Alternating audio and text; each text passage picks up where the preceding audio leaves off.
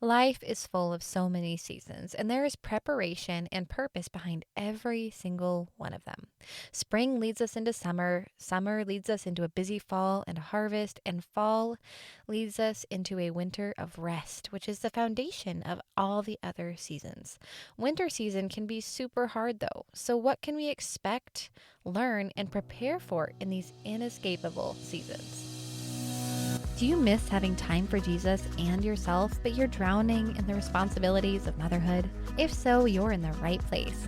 Hi, I'm Cheryl, wife, girl mom, and Jesus follower. I learned the not so secret ways to become the mom my girls needed by prioritizing Jesus back into my mom life and reclaiming my identity in Christ. If you're ready to build faith while washing dishes, rediscover your identity, and love yourself like your babies do, grab your earbuds and lock that bathroom door for a minute alone. It's time for Mom.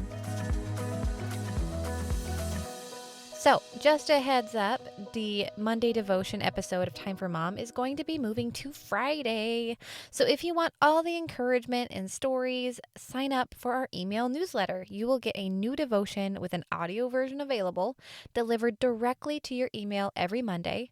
And you will get the names and release dates of the podcast episodes that will be released that Wednesday and Friday. So you can sign up at bit.ly/momlifedevotions. And now let's dive in. We live in Montana, and so Montana has 4 seasons, although sometimes it seems more like we have 8 seasons because it goes fall, winter, fall, summer, winter, summer, fall, winter. It can't seem to make up its mind in the transitioning seasons. And as an amateur gardener, I have my little raised beds that I made out of pallets and rocks and cardboard. And I have a tendency to plant late, which is not a great idea in a area that has short growing seasons, which Montana does, at least our part. And right now we are in the process of preparing for winter, which means I'm gathering the last of the harvest, which means I'm getting like a grand total of 10 zucchinis. Can you believe it? 10 zucchinis, woohoo! Planting garlic, tilling my compost pile under the soil so the worms can have their way and digest all that numminess over the winter. But the hardest part for me is deciding when to pull plants out because they're still alive, and I have the hardest time killing something that is still alive.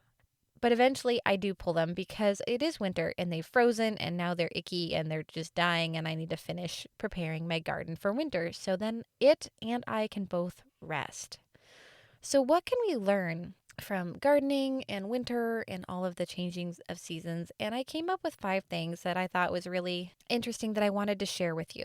So the first thing that came to mind was winter is a bit of a wilderness. Many people think of the wilderness as a bit of a horrible place. But for me, it is one of the most amazing places. As a Christian, having been in the wilderness for many years, there have been so many lessons that we couldn't have learned any other way. There's literally too many to count. The wilderness is a time of depending on God and God's provision. It's a time of listening to his voice. It's a time of learning how to be obedient. And it's a time of trusting that God knows what he's doing, even when we look around and all we see are dead things. But we're fully dependent on God and what he brings. And God is not a God of the surface. He works beyond what we see.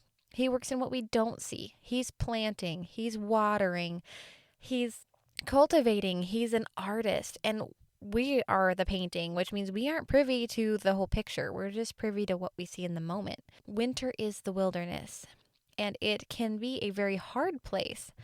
But honestly, spiritually, it is amazing. It can be tiring, but it is an amazing place. The second thing I came up with was winter and the wilderness are also a time of testing. You see this with Jesus and Moses and all through the Old Testament. In Montana, we don't control the weather. We can only prepare for it. So we are in the mountainous regions. What preparing for it means is we make sure we have enough wood or pellets or propane for heat.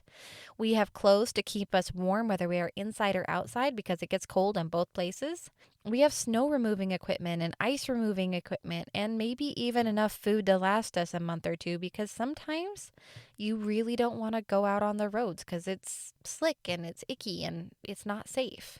When we are in the thick of winter, it becomes very obvious what falls short and what meets the need.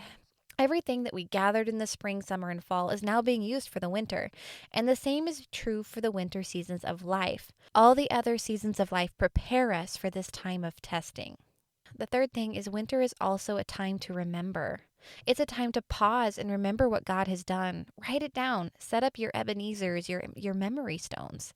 Remember what the Lord has done. Every time you pick something up that came with a lesson or a price, remember what God did in that moment.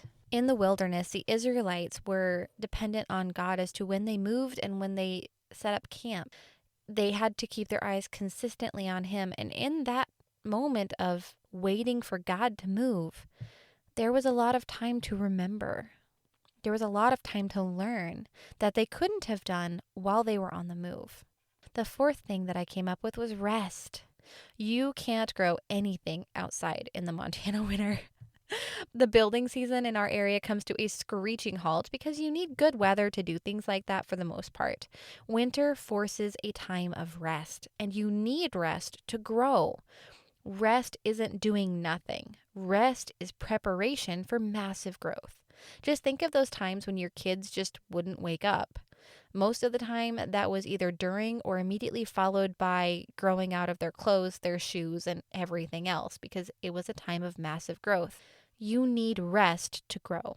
It's really non-negotiable. If you don't rest, you can't grow because you're just spent. You have nothing to grow with. The fifth thing that I found was winter sets the foundation for what we need to grow. Without winter, spring and summer don't yield the expected growth. You need winter. You need the snow, that ice, because it's water for the next seasons. It's fuel for the next seasons. Even the fall, with the falling of the leaves and the dying of the grass, all of the things that we see as death, those things are actually providing the fuel for growth in the next season, in spring and summer. The soil needs those things to die, fall on it, so it can use it to refresh. It sets the foundation. We look at plants and think, oh, those are so dead. But they're not.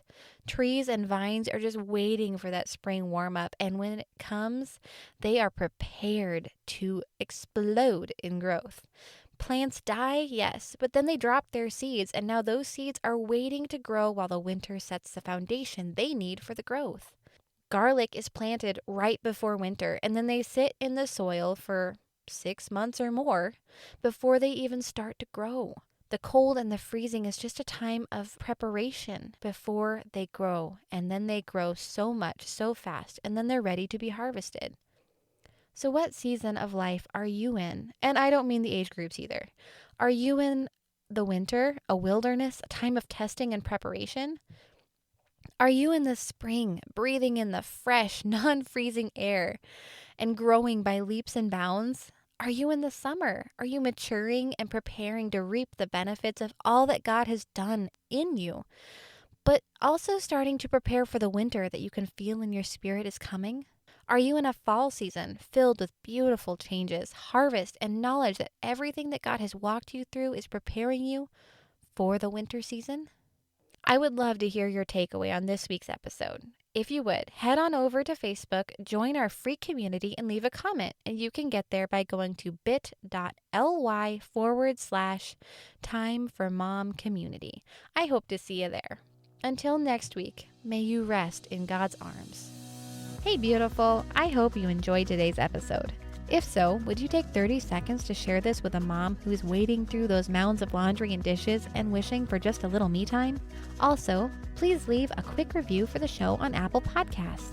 It makes my day to know this podcast has helped you. Well, it's time for me to wash more dishes and cook more food. I'll meet you next Wednesday for another episode. Until then, may the God of grace fill you with His peace.